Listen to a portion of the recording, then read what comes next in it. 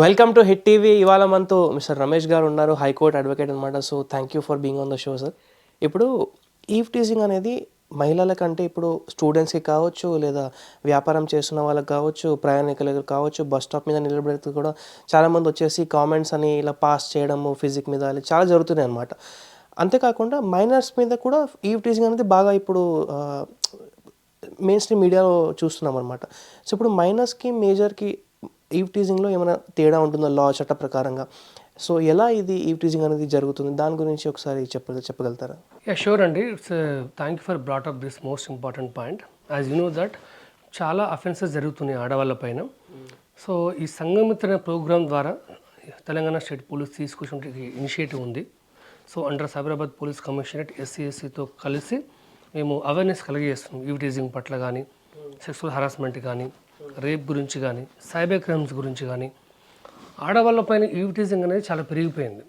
Direct కావచ్చు, లేకపోతే ఇంకా చెప్పాలంటే as part of stacking also ఆన్లైన్లో కూడా చాలామంది ఆడవాళ్ళ వెంట పడడము, వాళ్ళ ఫొటోస్ మార్ఫింగ్ చేయడము, వాళ్ళ ఫిజిక్ గురించి కామెంట్ చేయడము ఇలా చేస్తున్నారు. జనరల్గా ఈవ్ టీజింగ్ అంటే మనకేం తెలుసు, ఎవరైనా ఆడవాళ్ళు ఆఫీస్కి వెళ్ళే వాళ్ళు కావచ్చు, వ్యాపారం గురించి బయట వెళ్ళే వాళ్ళు కావచ్చు, దూర ప్రయాణం కావచ్చు, ఎస్పెషల్లీ బస్ స్టాప్లలో రద్దీ ఉండే ప్రదేశాల్లో వాళ్ళపైన కామెంట్స్ చేస్తున్నారు. అలాగే మీరు అన్నట్టు మోస్ట్ ఇంపార్టెంట్ థింగ్ ఏంటంటే ఆడవాళ్ళు ఎవరైతే ఉన్నారో మైనర్ అమ్మాయిలు ఉన్నారో వాళ్ళపైన కూడా చేస్తున్నారు పాపం. ఈ మహిళలు అంటేనేమో సపోజ్ మేజర్స్ తీసుకుంటే వాళ్ళు మంచి ధైర్యం ఉంటుంది కాబట్టి పోలీస్ కంప్లైంట్ ఇస్తారు, ఎవరైతే నేరం పాల్పడ్డా వాళ్ళకి కౌన్సిలింగ్ ఇస్తారు. కానీ మైనర్ అమ్మాయిలు ఏంటంటే అటు ఇంట్లో చెప్తే ఏమనుకుంటారో అని చెప్పేసి ఇంట్లో చెప్పలేక వాటిని యాక్సెప్ట్ చేయలేక అబ్బాయి నన్ను వేధిస్తుందని చెప్పేసి సూసైడ్ చేసుకునే వాళ్ళు చాలామంది ఉన్నారు. అది మీకు కూడా తెలుసు, న్యూస్ పేపర్లో చూశారు. శిక్ష కూడా మైనర్ల పట్ల ఎవరైతే ఈ విధంగా చేస్తారో వాళ్ళకి శిక్ష అనేది చాలా దారుణంగా ఉంటుంది. ఓకే, పోలీసులు కూడా తెలంగాణ స్టేట్ పోలీసులు కూడా చాలా అవేర్నెస్ క్రియేట్ చేస్తున్నారండి. నేను చాలా కాలేజెస్కి వెళ్ళాను. నాకు స్ఫూర్తినిచ్చినటువంటి వ్యక్తి, నన్ను మోటివేట్ చేసినటువంటి వ్యక్తి ఒక పోలీస్ ఆఫీసర్ ఉన్నారు, తుప్పర శ్రీనివాస్ అని చెప్పేసి. ఆయన కరోనా టైంలో ఎంతోమందికి అన్నదానం చేయడము, బట్టలు, రైస్ ఎంతోమందికి హెల్ప్ చేశారండి. One of the greatest cop అని చెప్పొచ్చు. అలాగే నాతో పాటు ఆయన కూడా స్వయంగా చాలా కాలేజెస్కి వెళ్ళి మహిళా రక్షణ పట్ల అవేర్నెస్ కలిగజేయడము, ఎన్నో మంచి మంచి కార్యక్రమాలు చేశారు. సో సార్ ద్వారా కూడా మనం తెలుసుకునే ప్రయత్నం చేద్దాం. తెలంగాణ స్టేట్ పోలీస్ అంటేనే మహిళలకు శ్రీరామ రక్షణ అని చెప్పొచ్చు మనం. అంటే ఇలాంటి పోలీస్ ఆఫీసర్స్ అయితే ఇంకా చాలా గ్రేట్ నిజంగా. సో మనం సార్కి ఫోన్ చేసి అడిగే ప్రయత్నం చేద్దాం. ఒకవేళ ఫ్రీగా ఉంటే మాట్లాడవచ్చు సార్తో ఇప్పుడు. యా, సార్తో మాట్లాడదాం. బిజీగా ఉంటే చెప్పలేం. Let me give a call to sir.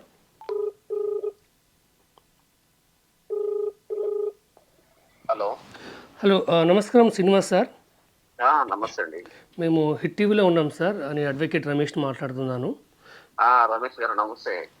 So ఇక్కడ మేము విమెన్ సేఫ్టీ గురించి మేము మాట్లాడుతున్నాం సార్. ఎందుకంటే మీరు కరోనా టైంలో కూడా చాలామందికి అన్నదానం చేశారు, రైస్ ఇప్పించారు, వస్త్రదానం చేశారు. ఆ తర్వాత కూడా ఈ కరోనా వల్ల జరిగే గృహహింస పట్ల మీరు అవేర్నెస్ కలుగజేశారు. ఇప్పుడు కూడా మీరు కాలేజీలలో, స్కూళ్ళల్లో ఎంతో అవేర్నెస్ కలుగజేశారు మీరు. Okay, thank you so much for that great initiative sir. అయితే ఇక్కడ మాకు ఒక క్వశ్చన్ ఏంటంటే యాంకర్ గారు అడిగారు, నాకు తెలిసినప్పటికీ మీకు ఫోన్ చేస్తున్నాము. ఈ ఈవ్ టీజింగ్ అనేది మైనర్ పట్ల జరిగితే ఏ విధంగా మీరు యాక్షన్ తీసుకుంటున్నారు, ఈ జనరల్గా జరిగే మహిళల పట్ల ఏ విధంగా తీసుకుంటున్నారు అనేది ఒక ప్రశ్న సార్. దీనివల్ల కొన్ని లక్షల మంది వ్యూయర్స్కి ఉపయోగపడుతుంది, కొంచెం చెప్పగలుగుతారా సార్ మీరు? Sure sir. ఇప్పుడు ఈ సొసైటీలో ఏమైందంటే ఎవరైతే వీకర్ సెక్షన్స్ ఉంటారో వాళ్ళకు ఐపీసీలో కానీ స్పెషల్ అండ్ లోకల్ లాస్లో కానీ సపరేట్ చట్టాలు ఏర్పడడం జరిగింది. అంటే వీకర్ సెక్షన్ అంటే ఉమెన్ అనేది ఉమెన్ అనే వాళ్ళు one of the weaker section అన్నట్టు. ఎందుకంటే they are dominated by the male అన్నట్టు. ఓకే, సో సపరేట్ చట్టాలు ఏంటంటే ఇప్పుడు ఫర్ ఎగ్జాంపుల్ మనం చూస్తుంటామండి, ఇప్పుడు రకరకాల ఈవిటీజింగ్ చేస్తూ ఉంటున్నారు. అంటే ఇందులో బేసికల్ గా 2 టైప్స్. ఒకటి బిలో 18 years ఉన్న వాళ్ళకు అడిషనల్ గా కొన్ని సెక్షన్స్ వస్తాయి. అంటే ఇందులో కూడా మళ్ళీ వీకర్ సెక్షన్లలో కూడా 2 అన్నట్టు. అంటే వీళ్ళు మైనర్స్ కదా, మైనర్స్ కు సపరేట్ సెక్షన్స్ వస్తాయి మళ్ళీ వీళ్ళతో పాటు. ఓకే, అంటే మేజర్ తో పోల్చుకుంటే దే ఆర్ వీకర్ సెక్షన్ అన్నట్టు. సో ఆ విధంగా వీళ్ళకు కూడా అంటే వీళ్ళు 2 టైప్ లో వీకర్స్ అన్నట్టు, female plus minors. yes sir. So ఇప్పుడు జనరల్ గా అయితే ఐపీసీలో 509 వస్తుంది ఒకటి. 509 ఏంటంటే సార్ అది ఎవరైనా ఒక అంటే ఫ్యాక్ట్ చెప్పాలంటే ఎవరైనా ఒక అమ్మాయిని తెలిసిన అమ్మాయి అయినా తెలియక అమ్మాయి అయినా with consent or without consent ఆ అమ్మాయికి సైగలు చేసిన, చేయి ఊపిన, కన్ను కొట్టిన తర్వాత whatever it may be ఆమెకు అంటే అన్వెల్కమ్ సంబంధించిన ఏది చేసినా కాదు it is a offence. Clear? Yes sir. చాలా మంది మనం చూస్తుంటాం ముట్టిగానే తెలియని అమ్మాయికి హాయ్ చెప్తా ఉంటారు, ఇట్లా చూస్తుంటాం కదా సార్ జనరల్ గా Yes, sir. Yes, sir. అక్కడ ఇక్కడ. Yes sir. సో అలాంటి సెక్షన్స్ వస్తే 509 వస్తుంది సార్. దానికి ఇంప్రిజన్మెంట్ వచ్చేసేసి జడ్జిగా 3 years వరకు ఉంటుంది sir. Yes sir. Yes sir. అయితే ఇదే ఇష్యూ మైనర్ అమ్మాయికి గనక జరిగితే బిలో 18 years అమ్మాయికి జరిగితే దీంట్లో అడిషనల్ గా 11 రెడ్ విత్ 12 ఫోక్సో వస్తుంది sir. Protection of children from sexual offences POCSO act. Yes POCSO వస్తుంది. అంటే 509 తో పాటు అడిషనల్ గా ఫోక్సో యాక్ట్ కూడా యాడ్ అవుతుంది. Okay okay. సో ఇక్కడ ఫోక్సో యాక్ట్ ఎప్పుడైతే యాడ్ అవుతుందో ఇక్కడ ట్రయల్ అనేది స్పెషల్ కోర్టులో జరుగుతుంది, ఫోక్సో కోర్టులో. Yes yes. దానికి స్టిపులేటెడ్ పీరియడ్ ఉంటుంది. ఆ పీరియడ్ లో దాన్ని మొత్తము కంప్లీట్ చేయాలి. బర్డన్ ఆఫ్ ప్రూఫ్ కూడా ఎవరి మీద ఉంటుంది అంటే ఫోక్సో వచ్చేసిందంటే ఆటోమేటిక్ గా అక్యూడ్ మీద ఉంటుంది బర్డన్ ఆఫ్ ప్రూఫ్. అవును sir, accused because they are minors right, so burden proof on the accused only. Yes accused ఉంటుంది. ఆయన ప్రూవ్ చేసుకోవాలి నేను సైకిల్ చేయలేదు, అమ్మాయికి కన్ను కొట్టలేదు, అటోడు చేయలేదు అని చెప్పేసి అతను ప్రూవ్ చేసుకోవాలి కోర్టులో. Yes sir. Yes sir. So అట్టే కాకుండా ఈ మధ్యన మీకు బాగా ఐడియా ఉంటది, ఫోన్లు బాగా వచ్చేసేసి మొబైల్స్ ద్వారా ఎక్కువ అఫెన్సెస్ జరుగుతున్నాయి. అంటే న్యూడ్ ఫొటోస్ కానీ తర్వాత డిఫరెంట్ చాటింగ్ కానీ హరాస్మెంట్, స్నాప్చాట్ అని డిఫరెంట్ సోషల్ మీడియాస్ వచ్చినాయి. దాన్ని ప్లాట్ఫామ్ గా చేసుకొని చాలా అఫెన్సెస్ జరుగుతున్నాయి. Yes sir. ఎస్. సో దాన్ని బేస్ చేసుకొని కూడా 354 అనేది ఒక సెక్షన్ ఉంది సార్ అందులో. Okay okay. దాంట్లో ఇప్పుడు త్రూ మొబైల్ ద్వారా అయితే అంటే అబ్యూజింగ్ ఫొటోస్ కానీ లేకపోతే కాంటాక్ట్ అయినా కానీ కాంటాక్ట్ లో కూడా మెసేజ్లలో కూడా అమ్మాయిని అంటే సెక్సువల్ ఫేవర్ ఏమని అలా అడిగినా కానీ 354D అని, తర్వాత అన్వెల్కమ్ సంబంధించిన 354A, B, C ఇవన్నీ డిఫరెంట్ కేటగిరీగా వచ్చినాయి sir. So at the same time ఇందులో కూడా మైనర్స్ ఉన్నట్టయితే 11 రెడ్ విత్ 12 ఫోక్సో వస్తుంది. ఓకే. మరియు తర్వాత మేజర్ సెక్షన్ అంటే ఉమెన్ కి సంబంధించి రేప్ సార్. సార్ ఒక ప్రధానమైనటువంటి ఇంకొక క్వశ్చన్ ఉంది సార్ దీంట్లో.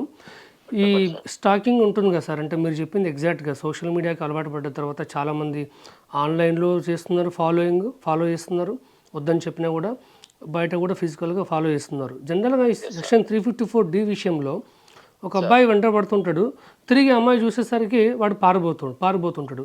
దాన్ని పోలీసులు ఏ విధంగా కన్సిడర్ చేసుకుంటారు, ఎట్లా మరి కేసు ఫైల్ చేస్తారు? వాడు ఉండడు కదా అప్పుడు, అమ్మాయి తిరిగి వెనక్కి చూసినప్పుడు అతన్ని ఏ విధంగా పట్టుకుంటారు, మరి కేసు ఫైల్ చేస్తారా తర్వాత ఎట్లా ఉంటుంది? కాంటాక్ట్ ఉంటుంది కదా సార్, ఇప్పుడు కంపల్సరీ మొబైల్ కాంటాక్ట్ మెసేజ్ ఏదో ఒకటి ఉంటుంది కదా sir. Okay okay okay. Plus through ఏరియాలో సీసీ కెమెరాస్ ఏమన్నా కానీ వాటి ద్వారా కూడా వీళ్ళిద్దరు అప్రోచ్ అయిన విధానాన్ని బట్టి కూడా కేసు చేయాల్సి వస్తుంది సార్. యాక్చువల్ ఏంటంటే ఇనిషియల్ గా 509 ఏమని చెప్తుందంటే ఒక అమ్మాయిని ఆమె అనుమతి లేకుండా తీక్షణంగా 5 minutes చూసినా గానీ ఇట్ ఈస్ ఏ అఫెన్స్. 509 కింద కేసు చేయొచ్చు. Okay okay.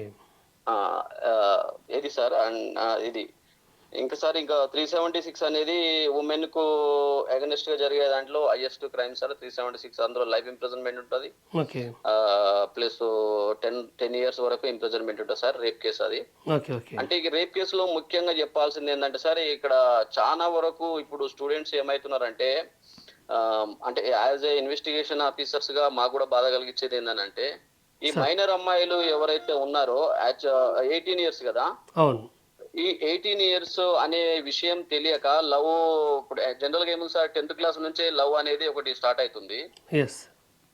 దాంతో ఏమైతున్నదంటే ఈ అబ్బాయిలు అమ్మాయి ఇద్దరు అంటే ఒకటి సార్ ఫ్యాక్ట్ ఏంటంటే అమ్మాయి మైనర్ అయినప్పుడు with consent or without consent ఆ అమ్మాయిని తీసుకుపోయినా గానీ ఆ అమ్మాయితోని సెక్సువల్ గా పార్టిసిపేట్ చేసినా గానీ it is a offence. Section 4 and 5.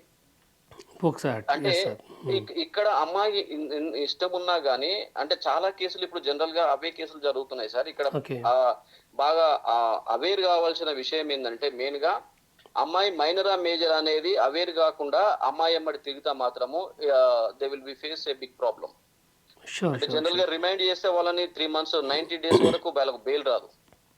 Sure in case minor అమ్మాయి అతను బయటకు వస్తే నాకు ప్రాబ్లం ఉంటది అని అంటే అండర్ ట్రయల్ నడిపిస్తారు సార్. అంటే కేసు అయిపోయేంత వరకు అతను జైల్లోనే ఉంటాడు.